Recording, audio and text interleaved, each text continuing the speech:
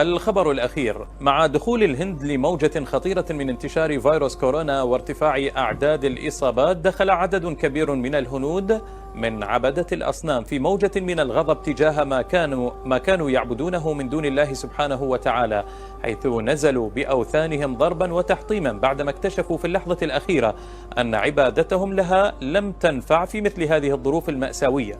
وتناقلت وسائل إعلامية مقاطع فيديو لعدد كبير من الهنود وهم يحطمون أصناما كانوا يعبدونها ويقدمون لها الأضاحي والقرابين، لكنها عجزت عن حمايتهم أو إنقاذ أحبابهم من الإصابة والموت المحقق بالفيروس الخطير، فأفرغوا غضبهم عليها بعدما اكتشفوا أخيرا أنها مجرد حجارة أبعدتهم عن العبادة الحقة لله تبارك وتعالى.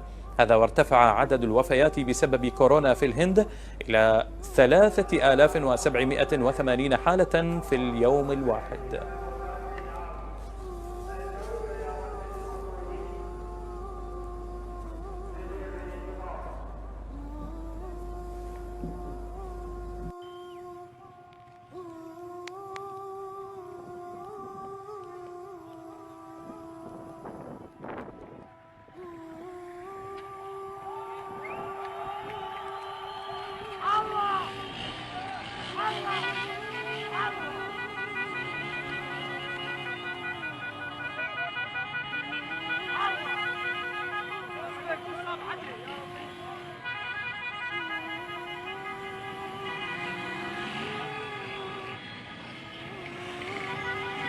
गाड़ी वाड़ी नहीं भाई जब हम ना जब तक टेबल ना जब हमारा ले जाएगा लोगे थोड़ा ना भाई थोड़ा मुंह देकर ऐसे हां बड़ा वीडियो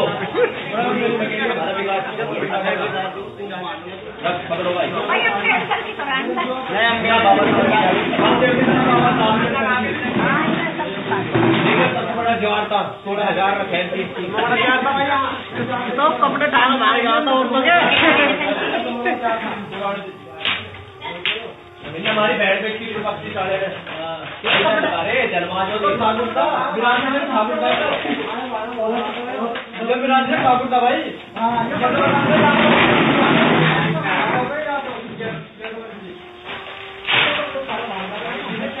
जो देखिए ध्यान रखिए यही भगवा रखे पूर्ण परमात्मा रविदास जी के ऊपर उनके माता पिता कौन है बताओ। अरे जब भी नहीं देखा था इनके माता पिता कहाँ से आ गए भाई? वही तो बात कह रहा है।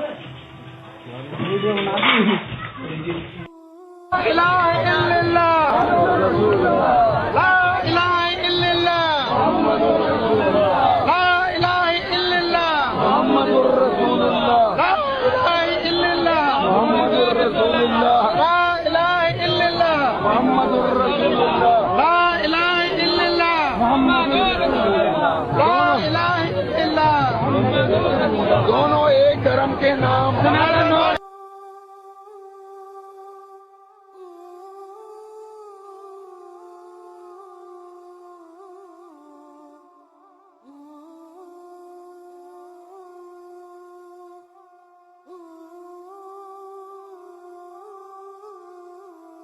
हमें अल्लाह की इबादत से, जिसे हम इस्लाम में तौहीद कहते हैं, एक तौहीद हमारी सबसे बड़ी बुनियादी सोच है और उसी पर हम सारी दुनिया को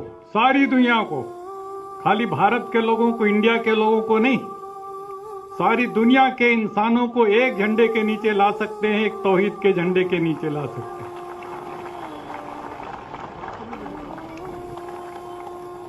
और जब हम अपने पैगंबर को याद करते हैं, इस्लाम में पैगंबर इस्लाम को, हजरत मोहम्मद साहब सल्लल्लाहु अलैहि वसल्लम, तो हम साफ शब्दों में कहते हैं रहमतुल आलमीन, रहमतुल मुसलमीन नहीं। इसलिए सारी दुनिया और उसके लिए करुणा, उसके लिए दया, उस पैगाम को लेकर के जो लोग सारी दुनिया में, इसलिए इस्लाम खाली मुसलमानों का नहीं है, पूरी इंसानियत का मजहब है। और इस नाते से मुझे आपने अपने बीच में बुलाया, इतनी बड़ी इज्जत दी, मैं बहुत मशकूर हूं आपका। और आपके इंतजामात से बड़ा मुतासिर हूं। मुझे बहुत खुशी हो रही है। 1984 में जब इंदिरा गांधी जी की हत्या के बाद सिखों को कत्लो-गारत हुई तो सबसे पहले सिखों को बचाने के लिए मैं कूदा था। और उस समय सिर पर इस रंग की पट्टी बांधे एक गोडसे भगत कह लो या हिंदुत्व वाला, वो मेरे ऊपर छुरा लेकर के दौड़ा लाजपत नगर दिल्ली में और कहता तू गद्दार है, कौम का गद्दार है। मुझे समझ करके कि मैं हिंदू हूं, मैं सिखों को क्यों बचा रहा हूं। मैंने कहा तुम इंसानियत का कत्ल कर रहे हो, इसलिए मैं तुम्हारे खिलाफ। और जब जामा मस्जिद बाबरी मस्जिद शहीद हुई तो सबसे पहले मैंने खड़े होकर के उसकी मजम्मत की। तो मैंने कहा ये बिल्कुल गलत काम हुआ है, हमारे देश के संविधान के स्पिरिट के साथ धोखा हुआ है। और उसके पूरी की पूरी यूट्यूब आप लोग सुनिएगा, देखिएगा जो मुझे कहना है बाबरी मस्जिद के बारे में। और वहां पर जो कहते हैं राम मंदिर है, उसका कोई सबूत नहीं है, लेकिन उसको उन्होंने सुप्रीम कोर्ट तक ने कह दिया अपने फैसले में कि कोई सबूत नहीं है। ये भी कह दिया कि 49 में उसके अंदर मूर्ति रखना गैर कानूनी था।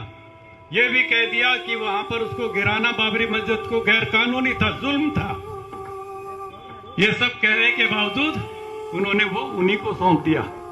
ये कैसा सुप्रीम कोर्ट है हमारी समझ में नहीं आया। लेकिन अब हमें उम्मीद है आने वाले दिनों में जब इसके ऊपर बहस होगी, इन कानूनों के ऊपर, तो कम से कम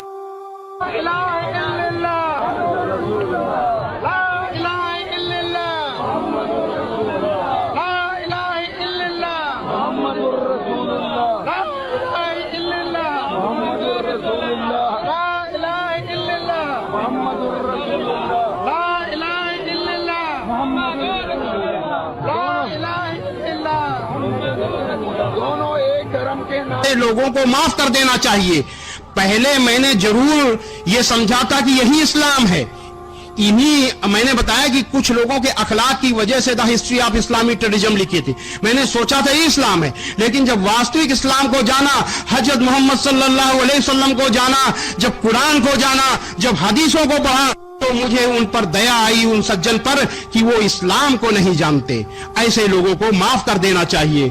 तो कहने का मतलब ये है कि इस तरीके के लोग हजरत मोहम्मद सल्लल्लाहु अलैहि वसल्लम की कथनी और करनी दोनों के खिलाफ काम करते हैं। मैं समझता हूं कि आपकी कथनी और करनी के हिसाब से अगर दुनिया चले तो सारी दुनिया में अमन चैन हो जाए।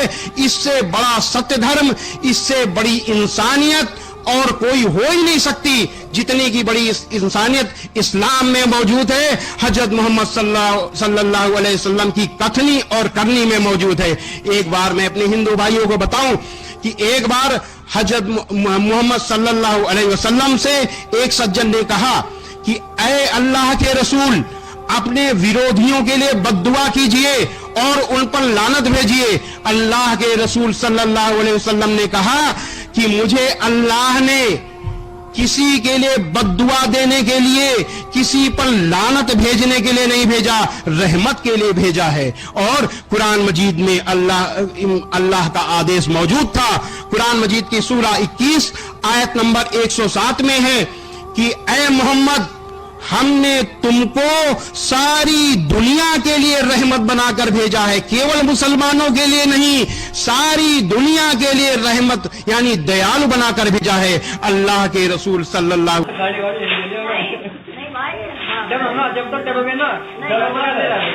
लोगे छोड़ ना भाई, भाई छोड़ो मुंह देखकर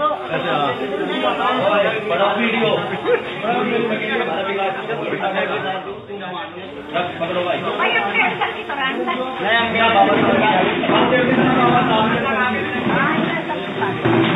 बड़ा जवान था, 16,000 का फैंसी तो कपड़े डाल मार गया था और हमारी बैठ बैठ की पक्षी डाले अरे दरवाजों तो ठाकुर था विराज में ठाकुर था विराज में ठाकुर था भाई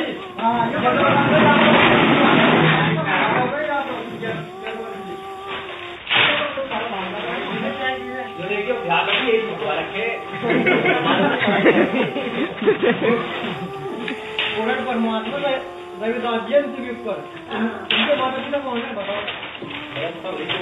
अरे जब भी नहीं देखा था इनके माता पिता कहाँ से आ गए भाई। वही तो बात कह रहा है। نتمنى أن يكون المقطع قد نال أعجابكم، وإذا أعجبك هذا الفيديو من قناتك لو تعلم لا تنسى الاشتراك في القناة، دعمنا بلايك ومشاركة الفيديو مع أصدقائك لكي تعم الفائدة.